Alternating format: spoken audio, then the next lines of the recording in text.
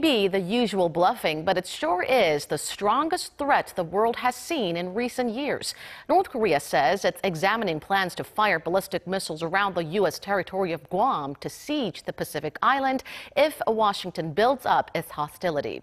This comes after 2 U.S. strategic bombers deployed on Guam were flown over to the Korean Peninsula earlier this week. Our Kwon Jang-ho at the Unification Ministry with more. Pyongyang has reacted angrily to the recent deployment of U.S. strategic bombers over the Korean Peninsula. In an announcement on its state media, a spokesperson for the North Korean military said it was, quote, carefully examining the operational plan to launch a strike around Guam using its medium-range missile, the Hwasong-12. This was said to be in order to contain the bombers based on the island and that the operation will be ready to go at any moment under the order of Kim Jong-un.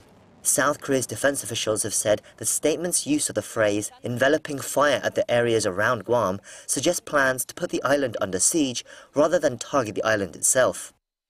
Guam is located in the Western Pacific, some 3,400 kilometers from North Korea and within striking distance of the Hwasong-12 intermediate-range missile, which Pyongyang claims to have successfully tested in May this year.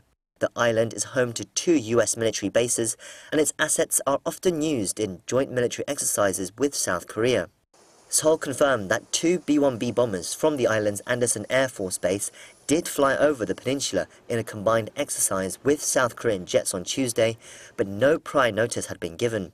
Pyongyang's announcement came hours after Trump's threat of fire and fury against the regime, but is not thought to be a response to those comments, with typically more time needed for the regime to form a response through its state media outlets. South Korea has meanwhile called Pyongyang's threats unhelpful in improving relations and has pledged to do everything it can to bring peace and security to the region. Kwon Jang-ho, Arirang News.